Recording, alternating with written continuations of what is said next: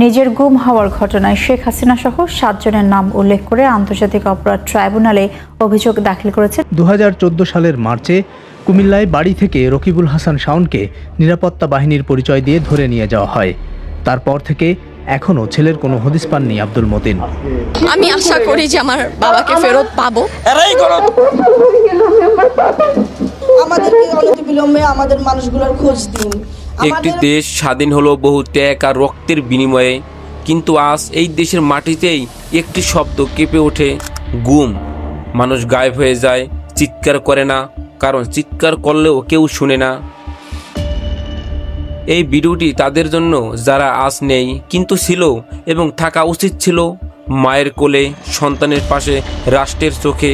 তারা ছিল ছাত্র, শিক্ষক, সাংবাদিক, কর্মী, কিন্তু আজ শুধু একটি পরিচয়, তাদের নিখোঁজ।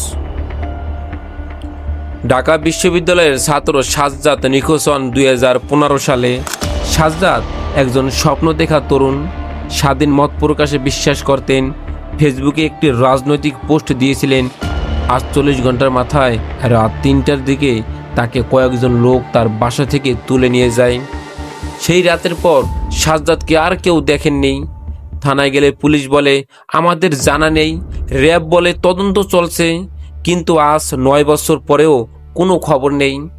সাজ্জাদের মা এখনও প্রতি বছর তার জন্মদিনে কেক কাটেন।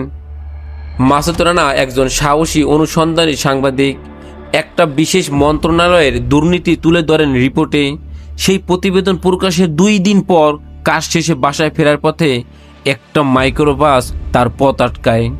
তারপর নিখোঁজ। পরিবার থানায় গেল, মিডিয়া কভার করলো, কিন্তু সরকারের পক্ষ থেকে কেউ কিছু বলল না। তার স্ত্রী এখনো বলে ও যদি আজও বেঁচে থাকে তাহলে শুধু একটা ফোন করুক, কিন্তু সেই ফোন আর আসে না। একটি পোস্টার লাগানোর অপরাধে গুম হন একজন যুবক। রাজনীতি করত মিজান, ছোট একটা ইউনিয়নের কর্মী ছিল। একবার ভোটের সময় পোস্টার টানাতে গিয়ে ধরা পড়ে যায়। রাতেই বাড়িতে পুলিশ আসে। একটু জিজ্ঞাসাবাদ করে ছেড়ে দেব বলেছিল, কিন্তু 11 বছর কেটে গেল, আজও মিজান ফেরেনি। তার বোন এখনও বিশ্বাস করে মিজান হয়তো কোথাও না কোথাও বেঁচে আছে। 2010 থেকে 2024 পর্যন্ত জাতিসংঘ মানবাধিকার সংগঠনও বিভিন্ন রিপোর্ট বলেছে বাংলাদেশে 500-র বেশি মানুষ গুম হয়েছে। এর মধ্যে অনেকেই রাজনৈতিকভাবে স্বয়ংক্রিয় ছিল। কিছু মানুষ ফিরে এসেছে চুপ হয়ে, শরীরে নির্যাতনের চিহ্ন নিয়ে।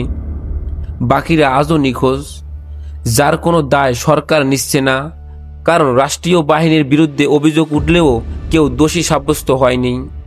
একজন মানুষ গুম হলে শুধু সে একা হারায় না, হারিয়ে যায় পুরো পরিবার। একটা মা প্রতি রাতে দরজার দিকে তাকিয়ে থাকেন। একটা সন্তান প্রতিদিন স্কুল থেকে ফিরে ভাবে বাবা আসবে। এভাবেই সময় থেমে থাকে, কিন্তু জীবন থেমে যায়। এমনও অনেক গুম হয়েছে যারা শুধু ফেসবুকে সমালোচনামূলক পোস্ট করেছিল। কেউ চুরি করেনি, কেউ অস্ত্র হাতে নেয়নি, তারা শুধু কথা বলেছিল। এই রাষ্ট্র কি এতটাই দুর্বল যে মত প্রকাশেই ভয় পায়? কিছু গুম হওয়া মানুষ ফিরে এসেছে, কিন্তু একেবারে অন্যরকম মানুষ হয়ে। তাদের কেউ মুখে কথা বলতে পারে না, কেউ মানসিক রোগী হয়ে গেছে। তাদের চোখ বলে দেয় তারা কিছু ভয়ঙ্কর দেখেছে, যেটা বলাও যায় না, বলাও যায় না। এই রাষ্ট্রের নাগরিক হিসাবে আমরা কি কথা বলার অধিকার হারিয়ে ফেলেছি? একটি দেশের গুম হওয়া মানে কি আপনারা জানেন? তার গণতন্ত্রের গলা চেপে ধরা, তার মানবাধিকারকে অন্ধকার কূপে বন্দি করা। যদি প্রশ্ন করাই অপরাধ হয়, তাহলে রাষ্ট্রই কি আসলে অপরাধী নয়? যারা হারিয়ে গেছে তাদের জন্য আমাদের কিছু করতেই হবে। তাদের গল্প বলতে হবে, তাদের কান্না শোনাতে হবে এই জাতিকে। তাদের কণ্ঠ হন আপনি। এই ভিডিওটি শেয়ার করুন, কমেন্টে লিখুন গুমের বিচার চাই, আর একটি রাষ্ট্রের বিবেক জাগিয়ে তুলুন।